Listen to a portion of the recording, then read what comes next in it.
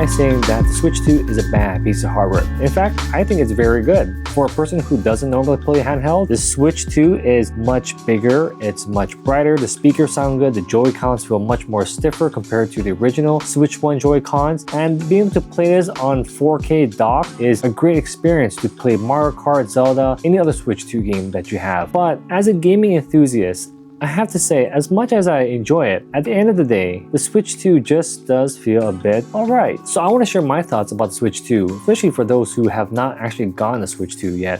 Maybe you're unlucky, or maybe you are on the fence of buying a Switch 2, and I want to give you an objective viewpoint from a person who doesn't normally play handheld games. Now, I have to tell you off the bat, this thing, as much as it's cool, nice and sleek, and much more portable in that way, it is just not comfortable to play with and hold. You know, I'm 5'11", my hands are fairly big. When I'm playing with this 15-20 minutes in, especially on a game like Mario Kart, my fingers are really moving a lot. It is just not comfortable, my hands are starting to ache. You can make this much more ergonomic in comparison to the Steam Deck, right? I mean, Steam Deck is much more fuller. You can make the Switch 2 a bit more fuller by buying a case that will make the grips a bit more fuller in the hands, make it more comfortable that way. But you know, to do that, you have to point out the money, right? You have to buy a case, or you could buy a Pro Controller, which is $85. But then if you're paying $85 for a controller, where the base price of the console here is already $450, you're looking at a $535 price tag. And at $535, you know, I could buy a base PS5 just for $450. And think about that. And then we have the games. I think many of us can agree that the line of the games at launch really is not the greatest. That's not to say any of these games are bad. You would expect that when a new gaming console comes out, that there's some sort of game that, you know, you absolutely want to play, that you have to play on day one. And the only way to play that game is if you buy the brand new hardware. For the Switch 2, there really isn't anything like that, right? I mean, you have Mario Kart. I mean, sure, Mario Kart's a good game. I like it. I enjoy it. I put a lot of hours into it. But if I didn't have Mario Kart, to be frank, I would be okay. I mean, I wouldn't get a Switch 2 just because of Mario Kart. Would I need to run out and buy a Switch 2 just to play Mario Kart? No.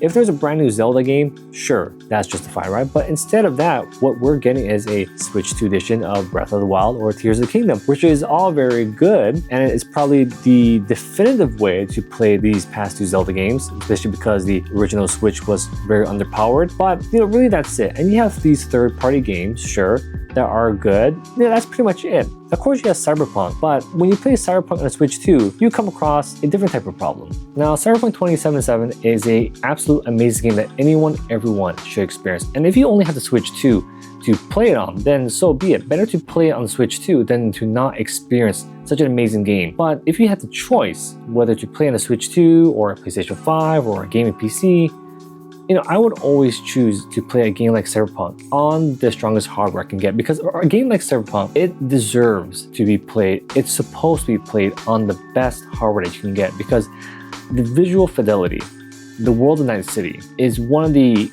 characters, the main aspects of the game. And the Switch 2 won't ever have the hardware, the power to fully render and realize the world of Night City proper, which is why I'm here playing Cyberpunk on my PlayStation 5 and not the Switch 2. So let's remember, it's the games that matter most and not the console. As of right now, we really don't know much about the future games. You know, 1 year out, 2 year out. And the thing is that when you buy hardware, you don't want to buy hardware based on what they promise and what they will provide you in the future. You want to buy hardware based on what it can do now. And right now, the launch library of games is just very lackluster. I mean, you have Mario Kart, sure. Mario Kart's a really cool game. I really liked it. I put in a lot of hours. I enjoy it. You know, it's a game that gets my blood pumping in all the right ways and bad ways. But if I didn't have Mario Kart, I'd be fine. I would not buy a Switch 2 just for Mario Kart.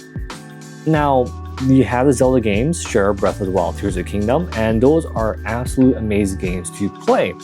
But you've already played them on the Switch 1, and for the most part, you really aren't missing anything else other than the fact that you're playing them proper on stronger hardware, which is, of course, a very important thing, especially if you've never played these Zelda games before. But again, those games came out. In fact, Breath of the Wild came out, you know, even older. What's the game that is going to get you to convince you to buy a Switch 2? There is none, right?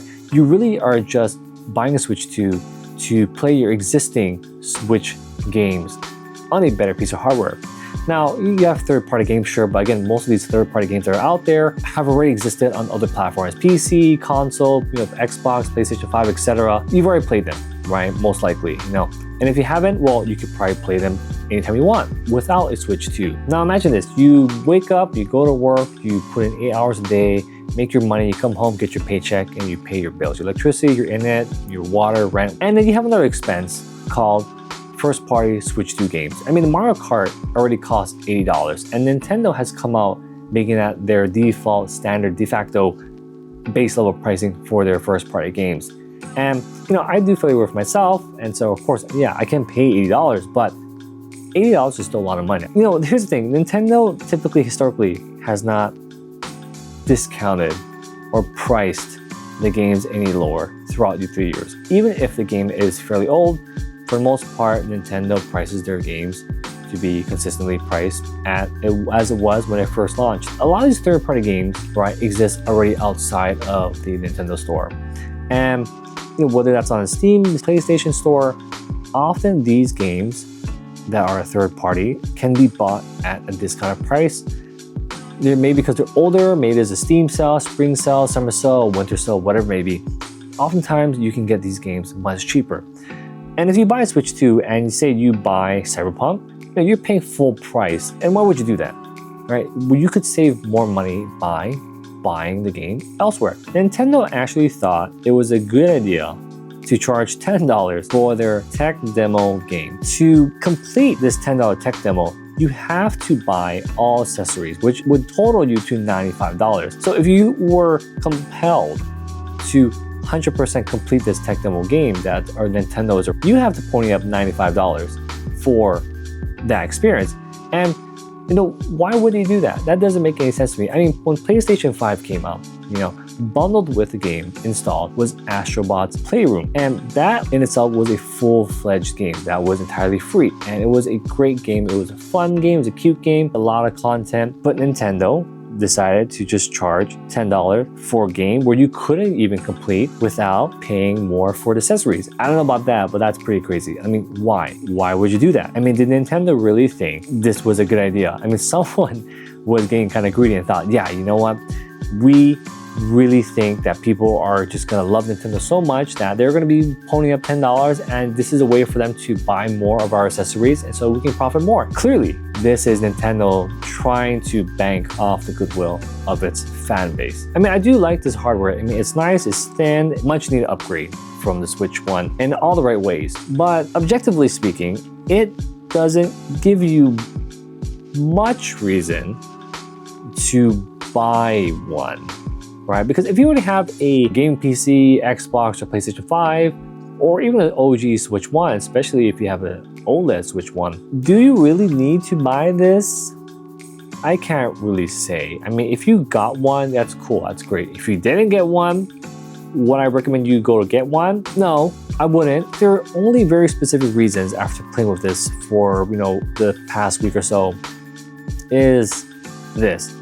If you want to buy a Switch for the first time, then yes, get Switch 2. Don't buy a Switch 1. If you never played these Zelda games, Breath of the Wild, Tears of the Kingdom, and this is your first time, then yes, you want to buy it, Switch 2, and play those games proper. Because on the Switch 1 hardware, man, those games just were not in the best way as it should have been. If you have discretionary income and you want to play your existing Switch games without any limitations, then buy the Switch 2. If you want to avoid possibly a potential price increase because of all this tariffs going on with the economy and so forth, then yeah, sure, buy a Switch 2. But other than that, there's not much of a compelling reason why to buy the Switch 2. Now, if you're watching thus far, it might seem that I'm a bit negative on the Switch 2, and I just want to tell you that I think the Switch 2 is a great piece of hardware. It's a iterative upgrade. But the thing is that the Switch 2, Nintendo isn't really giving us a reason to really buy one. And for third-party games, you can play all these third-party games on a different platform, and most likely at a cheaper price, so you would save money. The Nintendo Switch 2 in its first 4 days sold 3.5 million units, and that's an amazing feat, better than any other previous console that Nintendo has sold before. And in comparison to the PlayStation 4, which is history's greatest selling gaming console, it took 16 days just to sell 2.1 million units. So Nintendo has something really going for them here. But the Switch 2 isn't really a compelling value-added purchase, objectively speaking. The games library is just alright. If Nintendo had a better launch library, then I would say, then yeah, Nintendo has something that's really worth chasing out, waiting in line for. But at the moment, as is now, nah. Alright everyone, that's it for this video. Let me know what you think, what your experience are. Did you get a Switch 2? Are you not getting a Switch 2? Do you even want to get a Switch 2 if you don't have one? Love to hear your comments and read them. Till next time.